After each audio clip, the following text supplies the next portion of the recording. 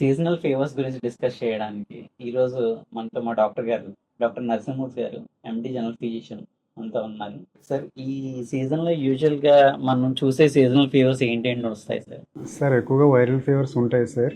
ఆ తర్వాత డెంగ్యూ ఉన్న మలేరియా యూజువల్గా వస్తాయి సార్. యూజువల్గా డెంగ్యూ మలేరియా అనేవి మనకి దోమ కొట్టడం వల్ల వస్తాయని అందరికీ తెలుసు. దాన్ని ఎలా డయాగ్నోసిస్ చేస్తాం సార్, అండ్ దానివల్ల వచ్చే కాంప్లికేషన్స్ ఏంటి? సార్ డెంగ్యూని యూజువల్గా dengue NS1 IgM IgG test ఉంటుంది సార్. ఈ NS1 అనేది మొదటి 3 రోజుల్లో పాజిటివ్ వస్తుంది సార్. 3 రోజులు దాటిన తర్వాత IgM పాజిటివ్ వస్తుంది సార్. ఈ విధంగా డయాగ్నోస్ చేస్తాం సార్. డెంగ్యూ వల్ల వచ్చే కాంప్లికేషన్లు ఏంటంటే యూజువల్గా హైపోటెన్షన్ వస్తుంది, సీరియస్ కాంప్లికేషన్. నెక్స్ట్ సీరోసైటిస్ వస్తుంది సార్, అంటే ప్లోరల్ ఎఫ్యూజన్ కానీ అసైటిస్ కానీ ఇలాంటివి వస్తాయి. కొంతమందికి హెమరేజిక్ మేనిఫెస్టేషన్స్ కూడా వస్తాయి సార్.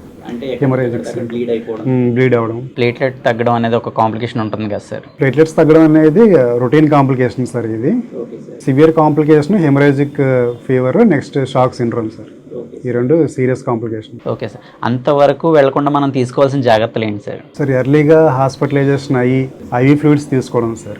ఎక్కువగా IV fluids, antipyretics sir main treatment. Platelets తగ్గకుండా మనం తీసుకోవాల్సిన జాగ్రత్తలు ఏంటి సార్? అంటే యూజువల్గా 20,000 కంటే తగ్గితేనే ప్లేట్లెట్ ట్రాన్స్ఫర్ చేస్తాం సార్. ప్లేట్లెట్స్ తగ్గకుండా కొంతవరకు డైట్ ద్వారా కూడా కొంత మేనేజ్ చేయొచ్చు సార్.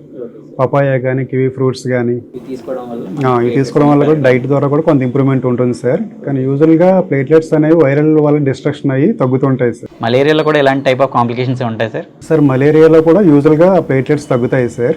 ప్లేట్లెట్స్ కాకుండా ఎక్కువగా జాండిస్ ఉంటుంది సార్ మలేరియాలో. కొన్నిసార్లు మలేరియాలో అక్యూట్ రెస్పిరేటరీ డిస్ట్రెస్ సిండ్రోమ్ కూడా రావచ్చు సార్. కొంతమందికి రేనల్ ఫెయిల్యూర్ కూడా రావచ్చు సార్. కొన్నిసార్లు మలేరియా టెస్ట్ చేసినా మలేరియా పారాసైట్ దొరకకపోవడం, తెలియకపోవడం లాంటివి ఉంటాయి. అలాంటి టైంలో మనం మలేరియా లక్షణాలను ఎలా గుర్తించాలి, అది మలేరియా కింద ఎలాగా మనం నిర్ధారించుకోవాలి? సార్ మలేరియా ఏంటంటే ఎక్కువగా చలి జ్వరం వస్తుంది సార్. చలి జ్వరము, కాన్స్టెంట్ హెడేక్ ఎక్కువ ఉంటుంది సార్. దాంతోపాటు కొంతమందికి వాంతులు కూడా ఎక్కువ అవుతుంటాయి సార్. సెరిబ్రల్ మలేరియా కింద కన్వర్ట్ అవుతుంది. అవి ఎలాంటి కండిషన్స్ లో సార్?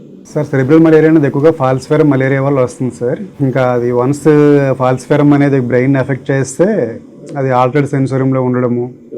కొంతమంది ఆల్టర్డ్ సెన్సోరియం అంటే కంప్లీట్గా స్పృహలో లేకపోవడం సార్, పరాగ్గా ఉండడం సార్. కొంతమందికి స్టేజర్స్, ఫిట్స్ కూడా వస్తాయి సార్. అక్కడ దాకా వెళ్లకుండా మనం ఎలాంటి డయాగ్నోస్ చేసుకోవాలి, ఎలాంటి ట్రీట్మెంట్ తీసుకోవాలి సార్? సార్ యూజువల్గా ఫాల్సిఫెరమ్ మలేరియాని ఎర్లీగా డయాగ్నోస్ చేయాలి సార్. యూజువల్గా ర్యాపిడ్ టెస్ట్ ఉంటుంది సార్, మళ్ళీ పెరిఫరల్ స్మీర్ టెస్ట్ కూడా ఉంటుంది సార్. ఎలాంటి ఫీవర్స్లో మనం అలర్ట్ అయ్యి టెస్టులు చేయించుకోవాల్సిన అవసరం ఉంటుంది సార్? ఏదైనా ఫీవర్ యూజువల్గా 3 days కంటే తగ్గకపోతే కంపల్సరీగా టెస్ట్ చేయించుకోవాలి సార్.